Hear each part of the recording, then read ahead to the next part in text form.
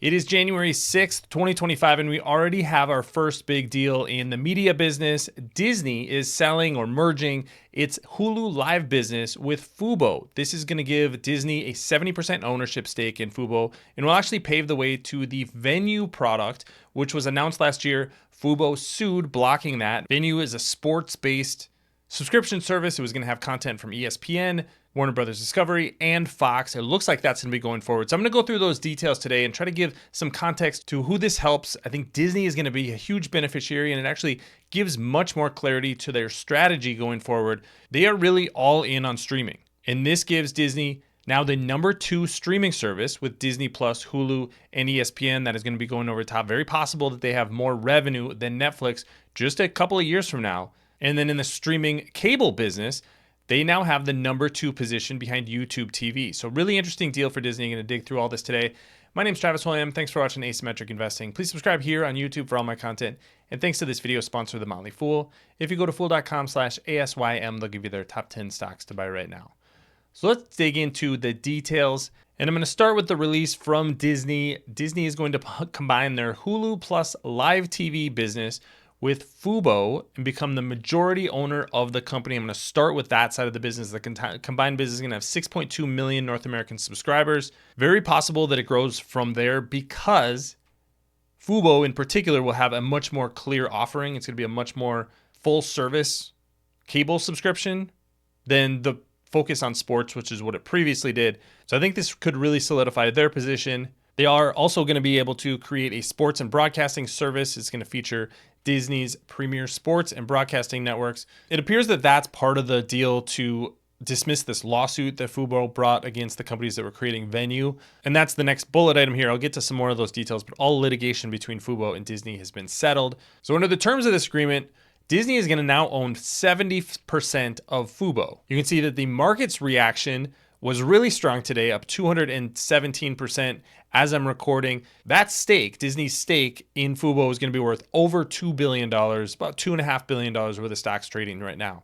So I think this is a huge win for Disney. You might remember they paid a little over $8 billion for the remaining stake of Hulu last year to Comcast. Comcast was a 33% owner of Hulu. It's very possible that there's a little bit of a kicker that has to go in. That price has gone into arbitration. So possible that acquisition price would be a little bit higher, but the Hulu live business, I think, wasn't really core to Disney's strategy. Disney's strategy was that they were going to combine the Disney Plus service, Hulu as adult entertainment, and then ESPN with sports to become a streaming bundle. And that was really their power play in the market.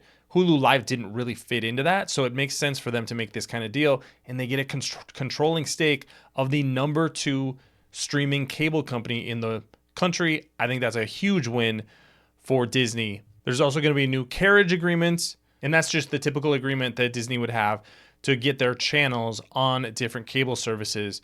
But it makes sense that all these agreements are kind of lined up as this deal plays out. Current management is going to stay in place. So while Disney is going to be the majority owner of the company, they are not going to be the controlling company. And the other big thing is, in conjunction with the transaction, Fubo had settled all litigation with Disney and ESPN related to Venue Sports. That's the sports service, the streaming sports service where ESPN, Fox, and Warner Brothers were going to combine their sports services and basically offer a skinny sports bundle. As part of that, they paid $220 million in total to Fubo. And then Disney has also provided $145 million term loan. So a lot going on here, but the takeaway, I think, for investors is that Disney's distribution strategy under its own Disney umbrella is really just going to be one big strategy. That's going to be bundling Disney Plus with Hulu and ESPN. By the end of 2025, that full service is going to launch. We don't know exactly what the pricing is going to be, but that's where Disney thinks that if they can get 100 million, 150 million subscribers into that bundle, that's where there's massive upside for them financially. And you have a pretty foolproof bundle with all of that different content. You can think of that as veto-proof content, if you will. If somebody in a household wants to cancel that bundle, there's going to be somebody that says, you know what, I do want to keep the sports side, or I want to keep the kids' content side. So that's why you bundle all these services together and you put it out there at an attractive price. Disney is doing exactly that. And they're kind of getting rid of everything that doesn't fit into that fundamental streaming distribution strategy. Today, it's the live TV part they're getting rid of.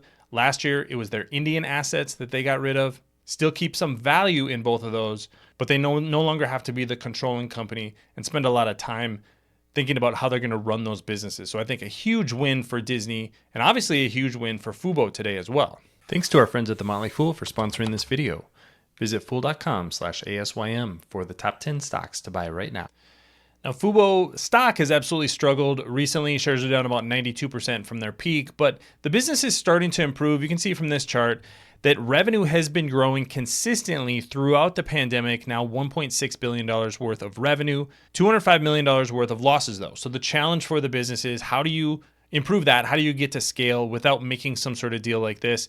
So why would Fubo give away 70% of the business? It's because this is what brings them to a sustainable point. It's very possible that this business was not a sustainable business without adding one of the bigger players in the market. Hulu Live is that player. So this should get them to profitability. It gives them much more visibility on some of the really important assets that they need to have on the platform, in particular ESPN, ABC, all the Disney properties. So clearly a huge win for Fubo, but as a 70% owner, it's also a huge win for Disney because they are going to be able to unlock that. Now, the unknown is going to be the Venue product. I actually thought that the lawsuit that Fubo brought was going to just end Venue, and that seemed to be the case until recently.